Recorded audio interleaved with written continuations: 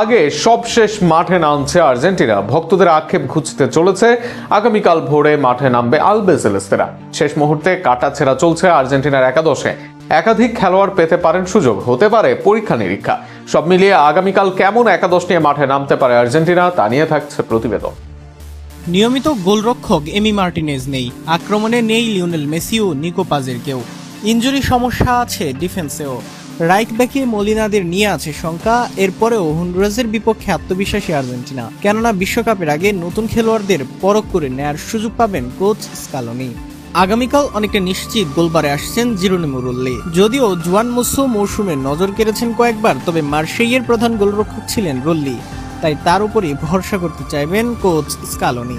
ডিফেন্সে দেখা যেতে পারে চেনা, কুটি রোমেরো ও ওটামেন্দি জুটি। এখনো নিশ্চিত নয় লিজান্দ্রো মার্টিনেজের দলে থাকা, আবার অনুশীলনে ইনজুরিতে পড়েছেন বালের্দি। ফলে এই দুই অভিজ্ঞ সেন্টার ব্যাককে দিয়েই আগামীকাল শুরু হতে পারে আর্জেন্টিনা দল। লেফট ব্যাকে অভিজ্ঞ নিকোলাস তাগলিয়াফিকো থাকবেন, তবে রাইট ব্যাকে অভিষেক হতে পারে কাপালদোর।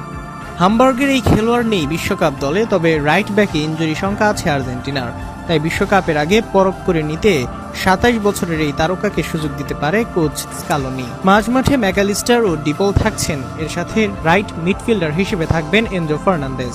তার সাথে 4-4-2 ফরমেশনে উইংয়ে রাখবেন কোচ স্কালোনি।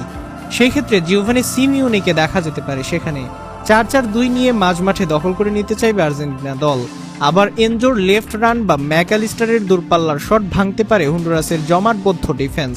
যেহেতু মেসি বা পাজের কেউ নেই, সেই ক্ষেত্রে আক্রমণে 2 স্ট্রাইকার নিয়েই সাজাতে চাইবেন তিনি, কেননা 4 মিডের উপস্থিতিতে যথেষ্ট আক্রমণ তৈরির পরিকল্পনা থাকবে স্কালোনির। আর সেখানে আলভারেজ ও লাউতারো মার্টিনেজ একই সাথে আসবেন একাদশে। গোল করার প্রধান দায়িত্ব থাকবে তাদের। আলভারেজ নিচে নেমে দলের বল যোগান দিতে পারেন, তবে গোল প্রচারের দায়িত্বে থাকবে লাউতারো মার্টিনেজের উপর। যদিও আলভারেজের মৌসুমের পারফরমেন্স তাকেও এনে দেয় স্পটলাইট। সব মিলিয়ে বড় তারকারা না থাকলেও হন্ডুরাসের যেন এটাই বেশ ভয়ানক এক একাদশ। এই একাদশ জ্বলে উঠতে পারলে শুধু জয় নয়, বড় জয়ও সম্ভব হবে আর্জেন্টিনার জন্য। এবার দেখা যাক আগামীকাল বর্তমান বিশ্ব চ্যাম্পিয়নরা ভক্তদের সেই আশা পূরণ করতে পারে কিনা।